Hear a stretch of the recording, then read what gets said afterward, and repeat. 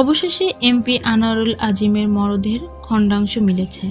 কলকাতার যে ফ্ল্যাটে এমপি আনোয়ারুল আজিম আনারকে হত্যা করা হয়েছিল সেই ফ্ল্যাটের সেফটি ট্যাঙ্ক থেকে মরদেহের খণ্ডাংশ উদ্ধার করা হয়েছে বলে গতকাল সন্ধ্যার দিকে এমন খবর ছড়িয়ে পড়ে, কিন্তু সেটি এমপি আনারের কিনা তা নিশ্চিত করেননি পুলিশ। গত 12 মে চিকিৎসার জন্য এমপি আনোয়ারুল আজিম আনার দর্শনা গেতে সীমান্ত দিয়ে ভারত যান।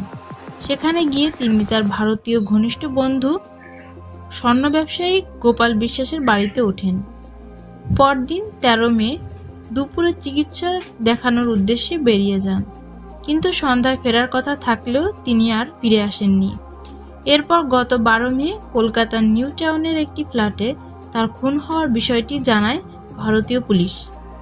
এ ঘটনায় জড়িত থাকার অভিযোগে শিমুল ভূঁইয়া ওরফে শিহাব ওরফে ফজল মোহাম্মদ ভূঁইয়া, তানভীর ভূঁইয়া ও শিলাস্তি রহমানকে গ্রেপ্তার করে বাংলাদেশ পুলিশ। তবে এ হত্যার ঘটনায় এখনো পর্যন্ত এমপি আনারের মরদেহ উদ্ধার করা যায়নি।